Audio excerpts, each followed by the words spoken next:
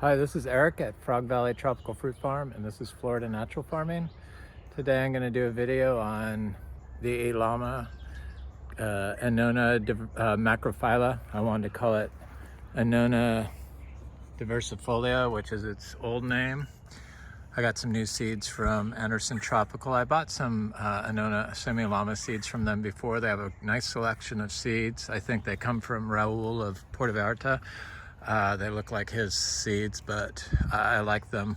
I haven't seen any germinate yet, but I'm waiting. I'm also going to do a compost video because I haven't done a compost video in a while, and I was getting some soil for my seeds, and that's what this is. And I make compost different. I evolved on my compost. I started doing thermophilic compost and doing the temperature gauge and all that stuff, and it was so labor intensive, and it just seemed to go against the whole soil do not disturb philosophy. And so I evolved. It was always biodynamic compost because I had to make biodynamic compost in order to be biodynamic certified, which I became, and we are no longer biodynamic certified, nor are we organic certified any longer. I just do videos every other day, and I show what I do, and I feel that's enough certification for what I'm doing here to people to get an understanding that I'm very paranoid about pollutants in my food. So this is my compost pile. It's my daily compost. It's my daily barn that I clean out from my donkeys and my Zebus, and it's just grass hay that I put in the barn for the cows at night when I lock them in, use as bedding, and they eat a little of it, and they poop on it, and I just leave it and I walk away for a year.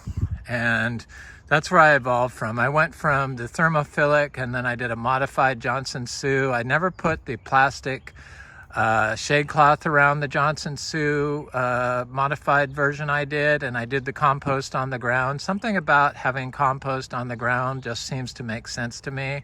So having it raised above the ground really doesn't seem like it's normal. And I take aspects from different types of regenerative farming, and one of my biggest inspirations came from Indian zero budget natural farming, and they do a process of compost where it's a panchagavya.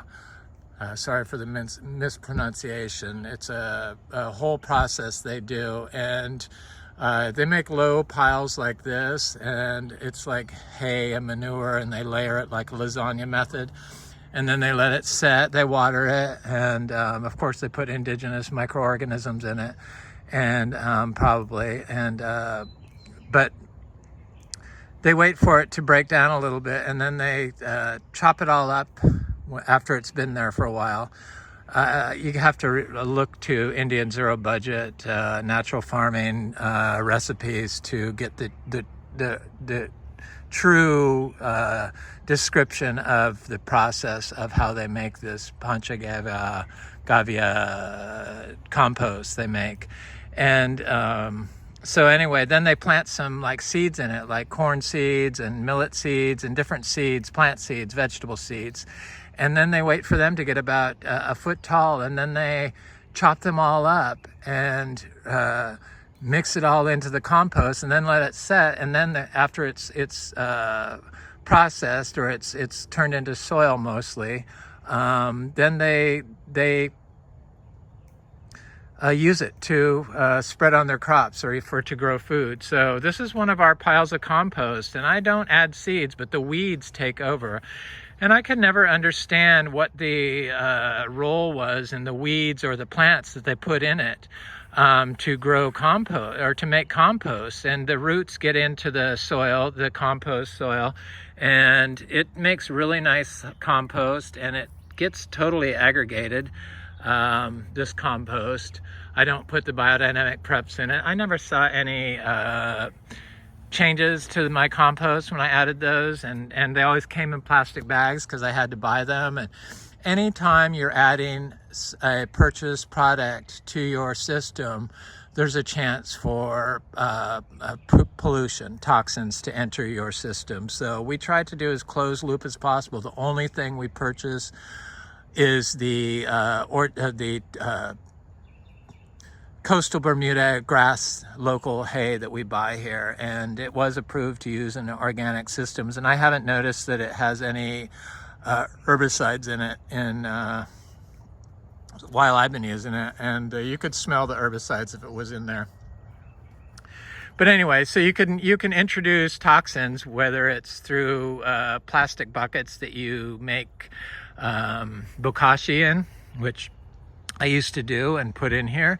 I stopped doing that because I realized that the microplastics from plastic can enter that and disrupt microbial populations in your soil. That's what plastic does, and hinder enzyme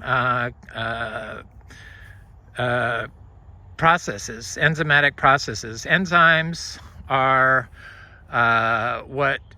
they're biological catalysts taking a substrate to the product. So they take carbon, and reduce it to plant available nutrients, and with the help of enzymes. And they've shown that enzymes are excreted from plants. We make them ourselves, and so they're excreted through the plant roots. And so that's probably why the Indian zero budget natural farming did the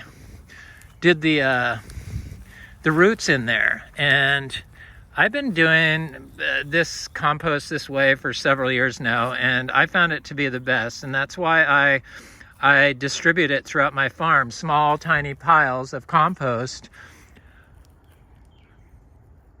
mostly hay, a little tiny bit of manure, and some urine, probably some saliva. And then I just wait. I just leave it. I put it in place next to trees I want to fruit. And the enzymes come in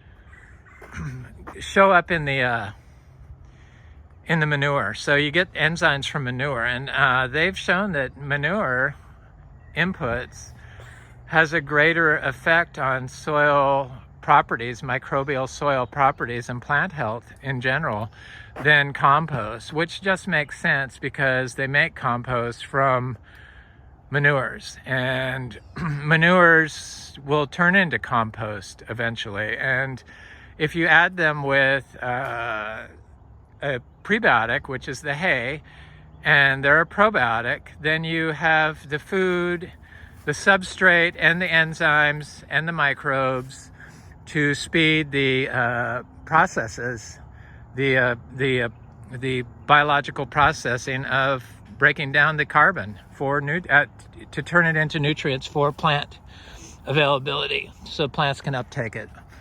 Same thing that happens in our gut. The enzymes are needed for our gut health in order to break down the food we eat. So look at our mangoes. So our mangoes are covered in fruit finally. You can see them everywhere. These are the mangoes that I showed in the last video that had powdery mildew all over them. And as you can see, there's a lot of mangoes that did not fall off because of the powdery mildew. People think that they need to apply copper and sulfur, which greatly reduce biological processes in the soil and on your plant, and disrupt enzymatic function, enzyme function. So they're just, they're biological poisons. They kill all sea life, and they are anti-biologicals. So that's why I don't use them, and they build up in their soil. A lot of people add rock dust and stuff like that to their system. I'm too paranoid about the heavy metals found in mined substances, so I don't use anything like that. I focus on building microbial populations in our soil, and that's what I do. So, and try to keep it as closed loop a system as possible.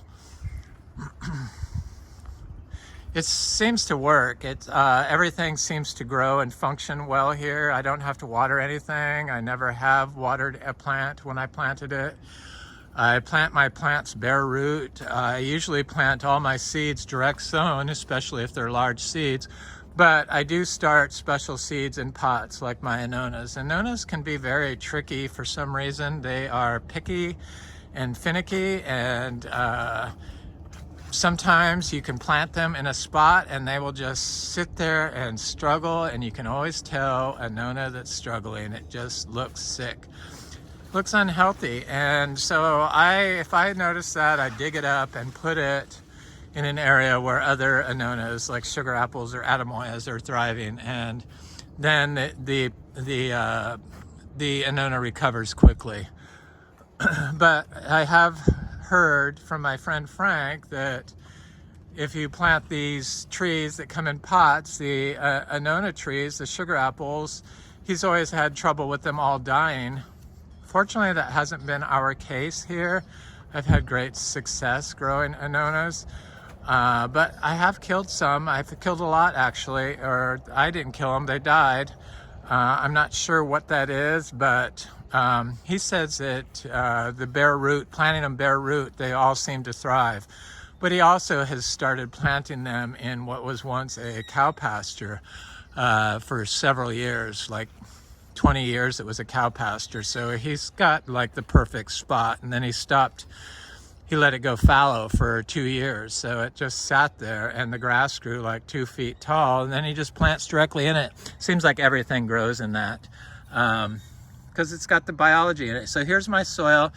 Here's my Ilama seeds I just got. I'm going to show you what type I bought.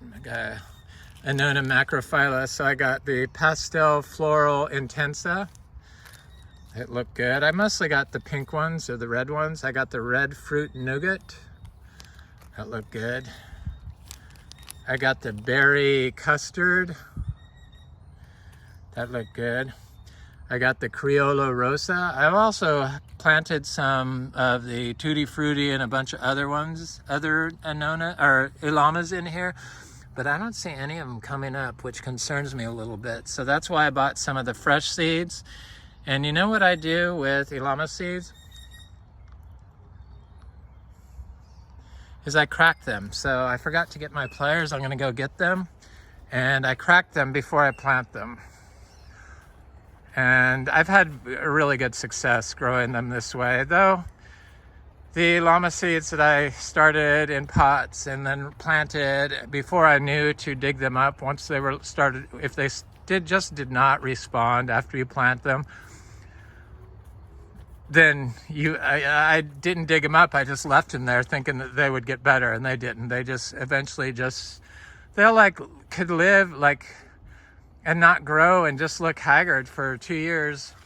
Unlike other plants that can just live there and look good, like my Cupia polyandra, the Alasapo tree that I showed in the last video, that looks fine, but it's just not growing. But it seems to be growing now. Sometimes the plants take forever, and that's usually from compaction. And sure, probably I could dig up that Cupia polyandra and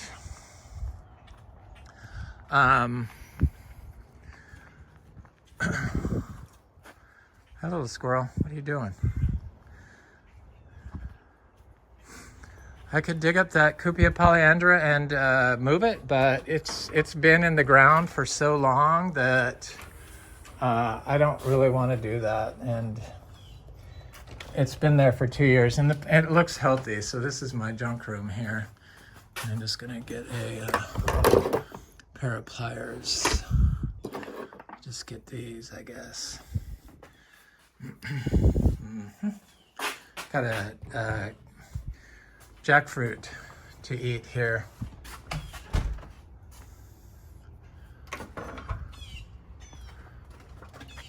Brian, will you feed her? And so yeah, it's some trees can just sit there and look okay but not grow. I'm fairly certain that's from compaction. If you have compaction, you're not going to get nutrient cycling. That's another thing enzymes are involved in. They are responsible for, they're co-catalysts for our nutrient cycling. So nutrient cycling in soils. So if your soil's compacted, that means you don't have the biology because it's compacted. And if water can't flow through it, then enzymes and other biologicals can't, microbes can't flow through it. Here's that Cupia polyandra I was talking about, the Alisapo. It looks fine.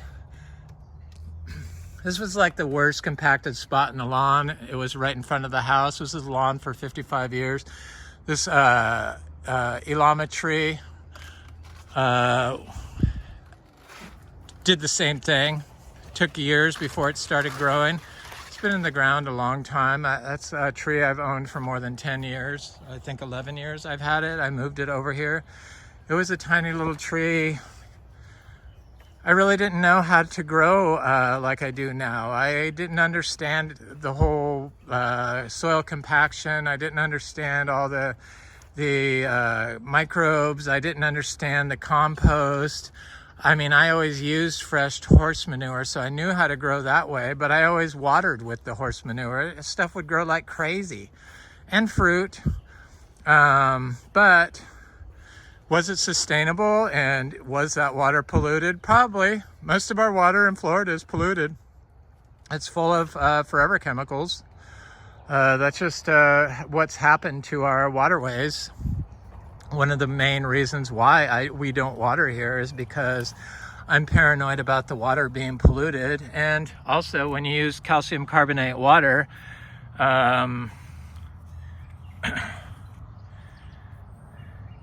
it can compact the soil, or cause the soil so that it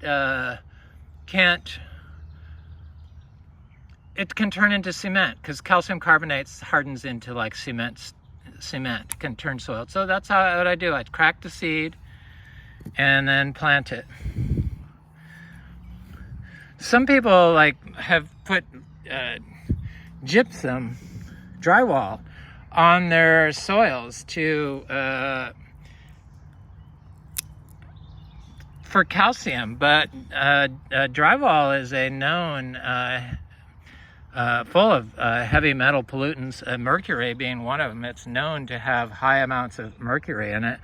Basically anything mined or anything processed by humans, whether it happens in the process or whether it's happens after it's like put into a plastic bag, or if they're using animal manures. If you're buying like black cow, the plastic bags probably have heavy metals and forever chemicals and PBAs or PBSs and phthalates and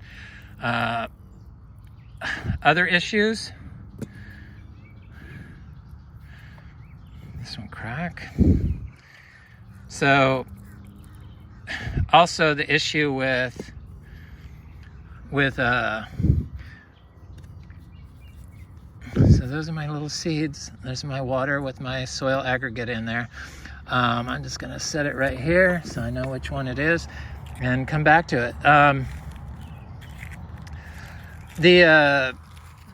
The black cow, the whole problem with the manure is the way people raise their animals now. So they feed them grains that are being grown using like glyphosate and weed killers and GMO grains. Alfalfa hay is a GMO crop, and so I used to, in the 80s, because I had horses, I fed them alfalfa, and that was excellent, mixed with manure. But now it's all GMO, so you can't really use it, and all that stuff affects microbial communities and affects the amount of enzymes in your soil. So enzymes basically are proteins, protein catalysts, and we need them. And heavy metals from plastic bags, because plastic bags, when they touch soil or compost, They break off, wind up in the soil. Plastic pots, same thing. I'm not picking on anyone. I'm just relaying information. I don't want to mislead people. That is not who I am. I do this for the health, my health, and information that I have like read and discovered that I feel needs to be shared. It's not like I'm trying to make money off of it. So I recently tried to start getting depressed. Here's a durian that looks great. Started trying to get depressed because I was being stalked by somebody on TFF who tried to like change the narrative of what I'm doing here, saying that I'm misleading people. But that person is the one that used drywall in their soil as a source of gypsum. So they probably got offended because I said that about drywall, I would think. But it's not like I'm saying you're wrong. We all make mistakes. I make mistakes too, but just the way they came at me, it was so nasty, and like telling me my crops of mangoes that had a small third crop on a young 3-year-old mango tree that produced 3 crops in a year.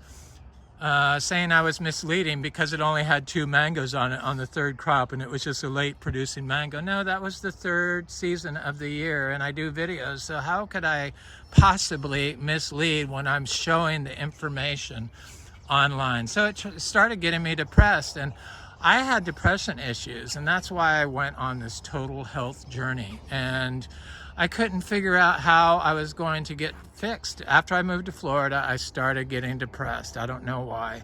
Probably because I moved away from all my friends and had trouble making friends in Florida was one of the reasons. But also my diet, I know, had something to do with it. I didn't eat an all clean organic diet, and I ate at restaurants a lot. And I couldn't figure out what was going on. So I started growing moringa trees, and I thought, well, I need to see what this moringa does. And my partner had a high stress job at the time, recently since retired, and would constantly get stressed out at work. And they traveled to Japan a lot and had to deal with in stressful situations, and we're both older, so it was like not healthy for us. And I was like so depressed. I didn't know what I was going to do. I didn't want to like go on a lot of times.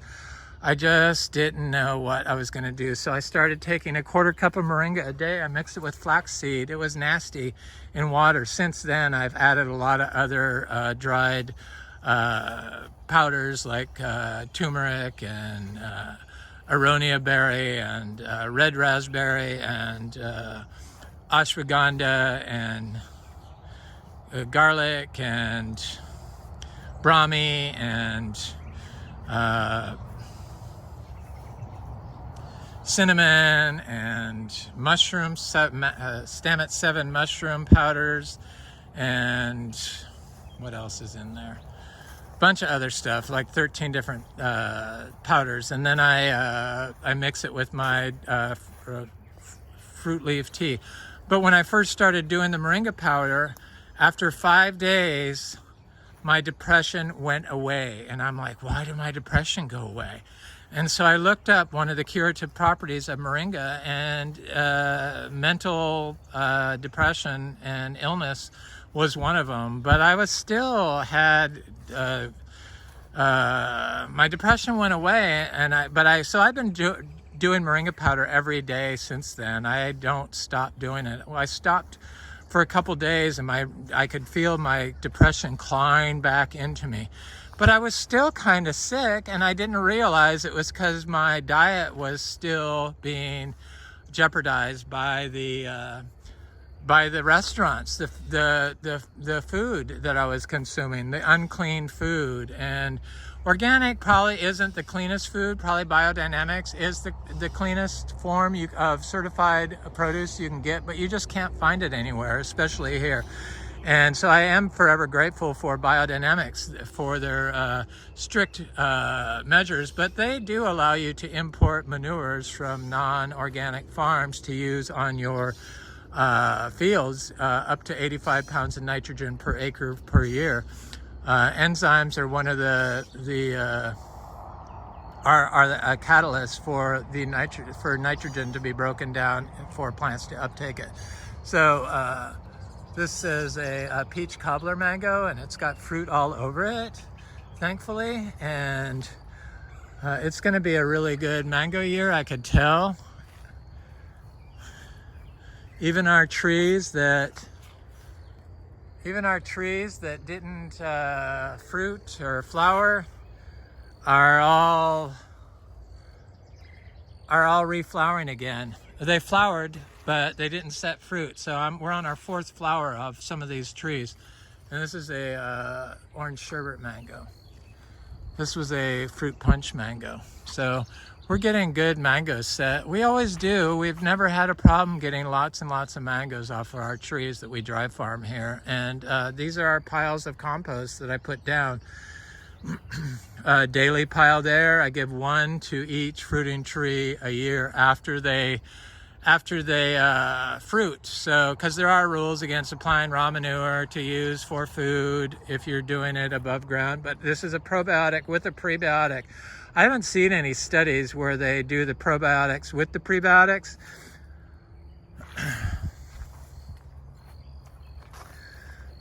So the enzymes are responsible for breaking down, speeding up biological processes. So breaking down organic matter, that they speed it up. The faster it turns over, the healthier system is. And if you have soil aggregation, enzymes last forever. They're not alive, and they're not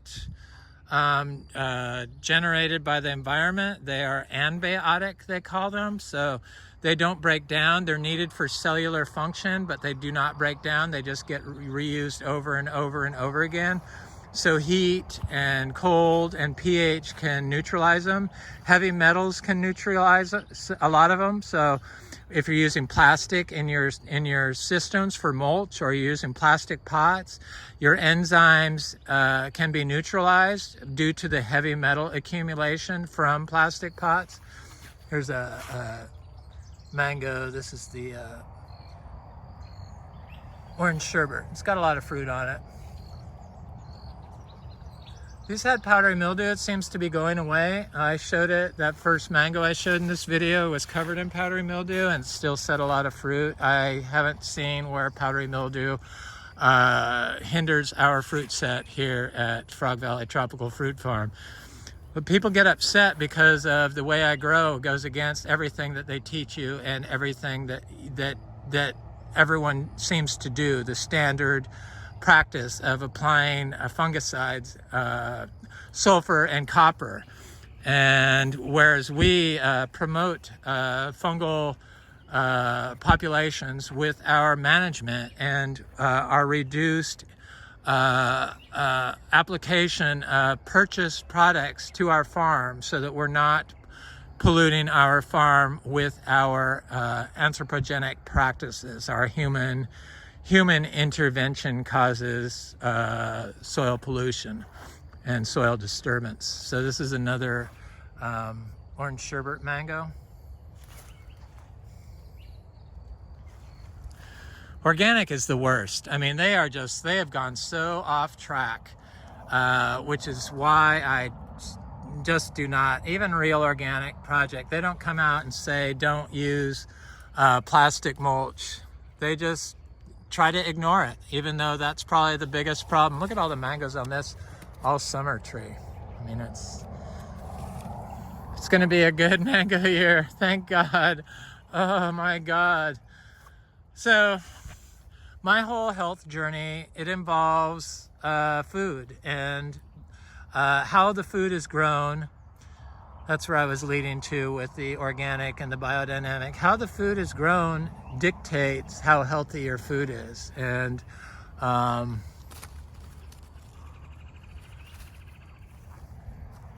when you grow like this, it's very healthy. And the plants are healthy. They wouldn't be able to produce and grow without being watered. Everything. I mean, everything grows and produces without being watered. These are the mangoes that froze. Yes, we had 25 mango trees that froze when it got down to 31 degrees, but they were all the tiniest ones, and this was the worst compacted spot on the farm. But now the mangoes, this is I'm not sure, buttercream or a sugarloaf. I think it's a buttercream. They're getting big enough and they're fruity. They actually, that could have been a sugarloaf, maybe a buttercream, I don't know. Here's one that's not fruited. So this could have been froze below the graft, but the majority of them did not get affected by the cold. So there's two over here that never got affected by the cold. Florigon mangoes. So I gave our Miko lemons some daily compost, and boy, do they look happy. It's our own personal lemon, and they just respond so well to the Zebu manure. And this was another issue I had with biodynamics, is they wanted me to only apply biodynamic compost. They did not want me to apply raw Zebu manure.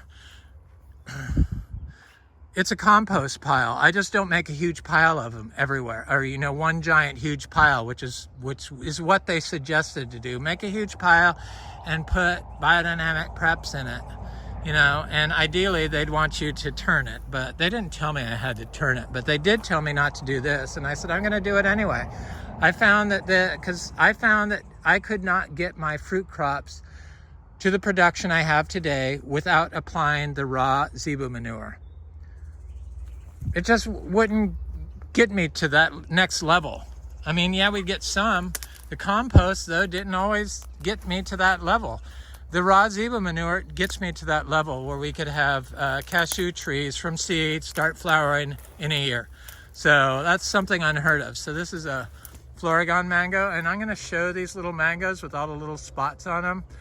They outgrow this. I know that seems weird, but they do. I've been showing this, definitely last year I showed it. I just want you to see so that I have a video diary of what is going on. But look at all the fruit on there. And this one's the same way. This is a Florigon mango. This is a Achachi arrow tree that was planted in full sun. It's the only one that I never, ever connected to water, because there was a brief period where I planted, I see a pepper tree I need to pull up right there, where I connected all of our grafted trees, or my nursery bought trees, to our artesian well, and realized quickly that I'd made a mistake and stopped doing it. But this is the only one I never connected to water, and it's the largest one other than the first one, and it's planted in full sun. So water is not necessarily going to speed things up. I have found, though, from previous use, that when I put manure down and then water like crazy, lots of manure, like a foot deep of horse manure, it doesn't burn the plants, but it will make the tree grow super, super, super, super fast. But when you have thousands of trees like I have, you just can't do that. And is it sustainable? No, it isn't, because as soon as I leave and you stop watering that plant, the plant's probably going to die, would be my guess. So I wanted to create a garden that was here forever, that was permanent and didn't need anybody's assistance.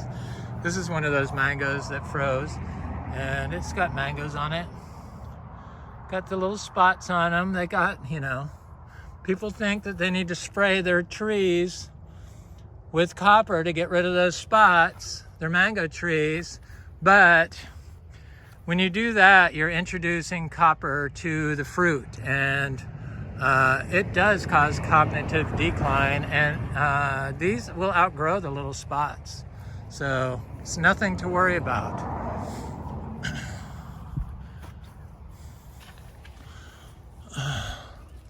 These black sapotes I want to ripen on the tree.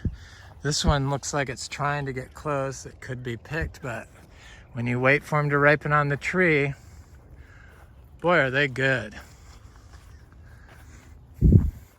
I have a little cashew growing in here. It looks great. So here's a little mango that froze. Look at how tiny it is.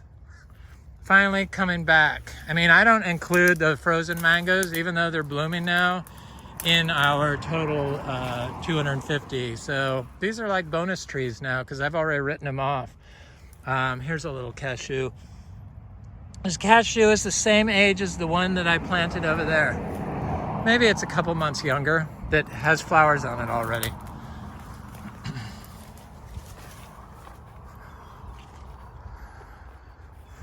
Just spot to spot. This also was the worst compacted spot, one of the worst spots in the whole place. And what finally fixed it is I made the Biodynamic 500, the whole horn, over by my compost where I make compost that I filmed earlier. And I did it. I buried it at the fall equinox and dug it up at the spring equinox, and then just instantly reburied the whole horns throughout this area. And it seemed to do something, and obviously it was, they're full of fungi, and fungi remediates compaction, I believe. It's definitely biological. And then I started planting bananas, so the roots of the bananas could get colonized by that fungi, so the fungi would have a home to reside in. So here's my little red Adamoya that the rabbits tried to eat. That's a prime example of a tree that was dying in its other location where I originally planted it. It was a gift from my friend Frank. I didn't want to kill a red Adamoya seedling, so I planted it next to this sugar apple, which is just now getting its leaves on it, and it recovered well. I saw a cashew. Where's that cashew? There's a bunch of little cashews in here. Oh, right, here's one. It could use some manure. I have such limited supply of manure that here's an Adamoya that's looking really good. All the Annonas do good in this area now. I believe it's because the biology in this area is favorable to plants in the Annona family now. And I have an Ilama over here that I want to look at. This is a Adamoya, or it could be a sugar apple. I know I have one sugar apple in here. It's gotten quite thick. I had a path through here, but I don't anymore. This is the Ilama tree, and I see it looks really good. They've been a little tricky, these Ilamas. But this one is gotten quite large, and I see it's swelling, so it's getting ready to start sending out new leaves. But it's about, I don't know, 8 feet. It looks good. I had some others that one got buried when they put in this cement pole, and I should have dug it up and transplanted it. It was the Genova Red Ilama, and it was doing good until they did that, and then it just sat and struggled, and I didn't realize I needed to dig that tree up and move it. So once they start struggling, it's like game over with Ilamas. This is a custard apple. It's got some, some scale on it, but those leaves are going to drop off and the new leaves will pop up. This happens periodically here on the Annonas. On the older leaves, it's nothing to worry about. People get over zealous with worrying about their plants. This is that Genova Red Ilama. I wish I had dug it up. I wish. It was such a nice tree. This one's not coming back for sure. It's definitely dead. What a shame. Looked like a good fruit. This is a Geffner Adamoya. It's got a little bit of scale being harvested by the ants, but it's nothing to worry about. We need all this life. We need the antagonist. So the cellular function to create metabolites with the help of enzymes can work correctly. If we're putting insecticides on there, chances are you're going to destroy the microbes needed to get a natural homeopathic immune response that the plant could elicit if you let just focused on the soil health. So we over micromanage our plant systems. I mean, most people don't even know how to take care of their own health, and yet they look for one-word answers on the internet on how to grow plants. But there's so much involved with growing plants that there's no way that anybody could learn everything about growing plants off of a forum. You really need to read, and you need to do everything. You need to look at videos. Personally, I think videos are the best way with plants, because you can really, I can watch videos of like Japanese natural farming and understand completely what they're doing just by looking at the videos. We're just naturally, it's like a universal knowledge that on how to grow plants that we recognize and should be able to recognize. But I think that all the pollution is affecting our ability, whether it be computer pollution or light pollution or industrial toxins or plant-based heavy metals, or heavy metals in plants, is affecting our ability to understand and think correctly. This is a orange sherbet mango. I'm trying to see, it has fruit on it right here. Good fruit, good fruit. Orange sherbet is excellent. Yeah, we got lots of fruit. It's going to be a very good mango year. I know it is. We just overthink everything, and then we look for somebody else that has been doing it wrong for 40 years and for advice. And we don't look in the right places for the right information. So I had no one to follow when I was starting out on this journey in Florida growing tropical fruits, even though I had been growing on a commercial level for at least 35 years. I've been growing plants since I was 5 years old. I've always been obsessed with plants. That's why I'm doing it for a living now. Not really a living, but I don't really care about money that much. I've beyond that, just as people want me to like get more viewership, but I for my YouTube channel or more subscribers, and me to do all this stuff and pay all this money, but I'm beyond. I care, but I just am not going to do that. If it can't happen naturally, then I just don't know what, I just don't really care. I mean, I care, but it's whatever's going to happen is going to happen. So, but you have to look elsewhere for information. This was a dot mango, has lots of fruit on it. This is a Gary mango that has lots of fruit on it.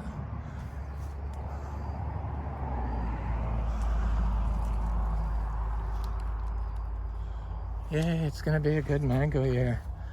There's powdery mildew on this. I might as well show it in case I come back here and show this tree.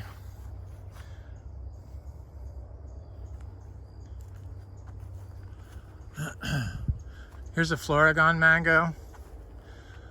We always have good mango crops. Ever since we started, we've had good crops, except for the 1 year it froze. It was kind of pared down, and I was thinking it was going to be the same issue this year because we started blooming our mangoes in November.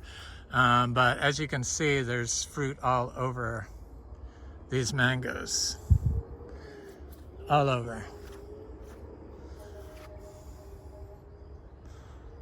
A couple of our trees haven't started fruiting, and it's been too warm for them to, for cold to be a trigger to turn a leaf flush into a flower flush, because that's what cold does, they say, which it probably does. But I found that, because we get crops in summer, we get... they flower in summer here, some of our mangoes, four different varieties: ice cream, cherry, lemon zest, and buttercream. Not all of them, certain trees. Certain trees that are older produce more fruit. The younger trees produce less fruit, of course. But I mean, and then our mangoes that are just now flowering, it hasn't been cold, so it couldn't be all cold stress. It has to have to do with hormones and the healthier soil and enzymes, the amount of enzymes you have in your soil. So soil aggregation stores enzymes. That's why I put my aggregates in my this is a Kezar mango. This has been my favorite. This was my favorite mango last year. It was tough, but this definitely probably was my favorite mango. And it's got fruit all over it. It's doing its thing. I was thinking it wasn't going to, but it is. They trimmed this big giant pine tree here with these things, and they broke this branch off. But look at all the flowers starting on it. I mean, what are you gonna do? They have to trim the trees for the wires, but some people would freak out. I just can't let stuff bother me, otherwise I could get depressed about too many things. Thankfully, I have my diet right. I grow my trees right, so I'm not eating a bunch of plastics filled with heavy metals from fruit that's being grown in black plastic pots, because that's what it does. It puts the plastic into the plant that contain heavy metals, and that's why, like marijuana and stuff that's being grown in plastic has higher amounts of lead. That's why. They don't say that, but that is why. It has to be. There's no other reason for it. Unless the fertilizers they're using contain heavy metals. There's a longan tree, it's blooming. This one's not blooming for some reason. Oh yeah, it is. Down here it is. Maybe this will follow. There it is. Just starting. There's a Florigon tree. Look at all the fruit on this tree. So I noticed my neighbors who's been growing mangoes the same amount of time as I. She's never asked me. This is a new neighbor. It's the second new neighbor since the guy planted the trees. She's never asked me how to grow mangoes. You think you would ask somebody that was a biodynamic farmer how to grow fruit, but she asked the guy that put the grove in, that used glyphosate.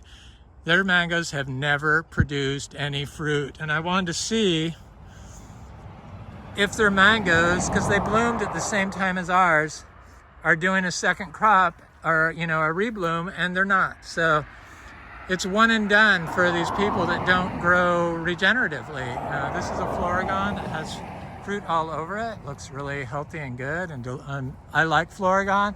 It's not the most flavorful, but it's a delicious mango that I will never turn down unless I have like a peach cobbler or a Kezar's or something like that, a Namdok Mai. So this is a Namdok Mai tree that hadn't started blooming, but I see it's just starting now. It's swelling, it's blooming, starting to bloom. Yeah, we have fungal issues on these nursery started trees. Is it an issue? No. Do our seed grown trees have it? No. It's because when they start these seeds, they sterilize them. So the fungal antagonists take root in the tree. You need to have the antagonists kept in check. You need the antagonists with the plant beneficial fungi to create a homeostasis effect, a balanced microbial fungal population. Whereas if you sterilize the seed, then when you plant the seeds don't develop their roots correctly, so they don't get root hairs on them. This is a Super Julie tree that's just now starting. I should go back and look at the mangoes next door just to show you. It's amazing, huge. Plus the guy, you know, he wanted to know what size trees that planted the grove next door. What size trees I planted, and I said 3 gallon. I'm like, why? And he goes, oh, I'm getting 15 gallon. 15 gallon trees just means that they were the trees that nobody bought because they weren't the best looking trees. So anyway, our trees have produced every year since we planted them. Even the first year, some people get offended by that, think it's bad for the tree, but we are natural farming, so if it's happening, I kind of let it take its course naturally. This is a cack mango that's covered in fruit. It's got powdery mildew on it, but it doesn't affect the fruit set here. Probably if you've been spraying antimicrobials and you got powdery mildew, it would just take out the whole bud, but for some reason it just cleans off all the old flowers and leaves the fruit alone. That's fruit that's set during the cold. The trees that were planted around other trees or that had cover over them all set fruit.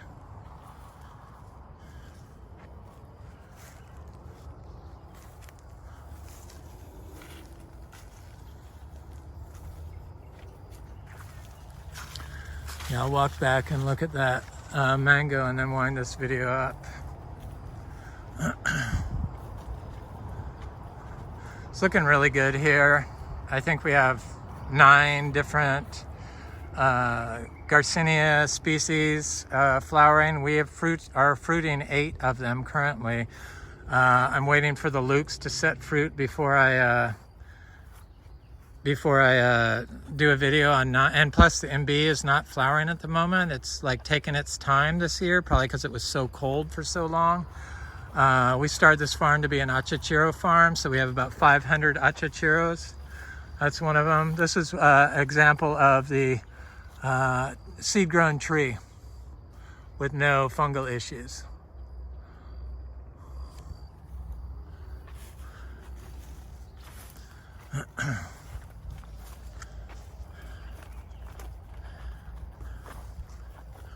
I have to look at my Platonia insignis. It's getting really big. Where did it go? Look at it. That's it right there. Gonna be a huge tree. I can't wait to see my Garcinia latissima pop up. I planted it right here. I marked it so I could see where it was going to go, or see it when it popped up, or know where to look. Because I don't usually mark any of my trees when I plant them. I just plant them and walk away. Sure, we lose a lot of them from rabbits and stuff like that, but we are a seed source for a lot of these fruit trees now, so I don't have to buy a lot of seeds. I do still buy seeds because it seems like the fruit growers now, this is the achachiro tree, the fruit sellers now that are available, they were not available 10 years ago when I started this. It was hard to find achachiro seeds, and then you could only get intermedia or Braziliensis or Gardneriana, but they didn't call it Gardneriana, they called it FFF called it something else.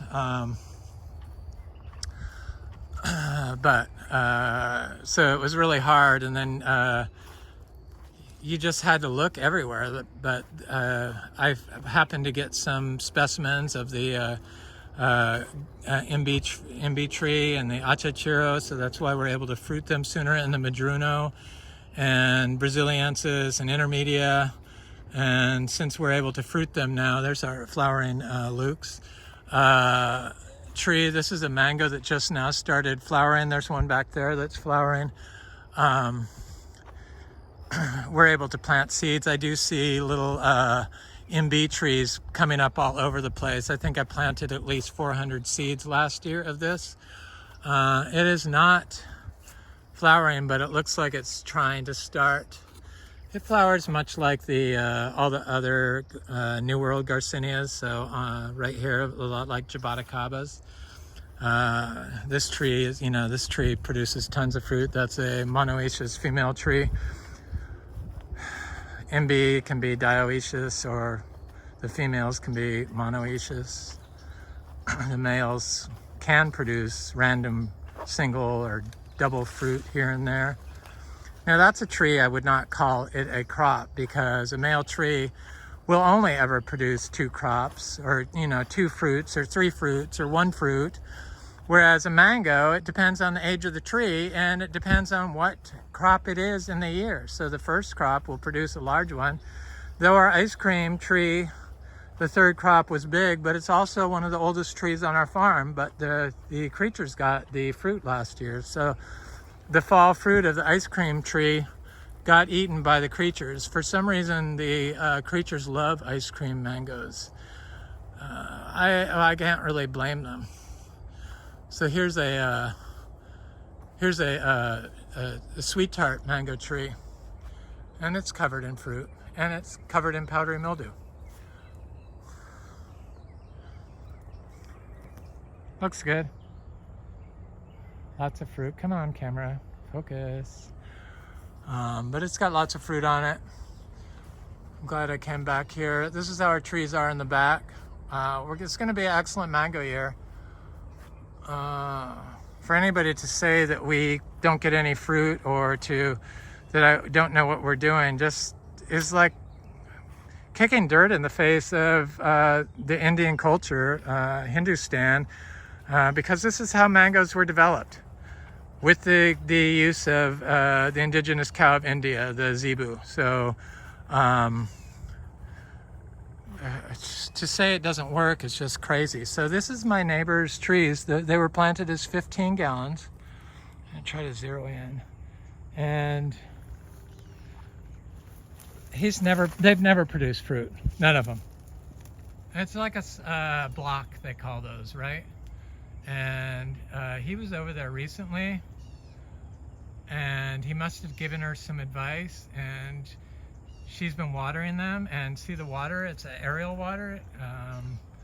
Nobody told her that that's not a good idea with mangoes. But I just find it strange that you wouldn't talk to your neighbor that actually produces a lot of mangoes. It's just me. I mean, I think that's a little strange. A little bit. But the guy that put them in that never produced any mangoes, you're going to go ask how to grow mangoes. It's bizarre. And people just don't read, and you get the wrong information from people. You have to verify everything. I mean, just like the doctor, you don't just listen to your doctor blindly. I mean, you think you'd be able to, but you really can't. You have to check everything yourself.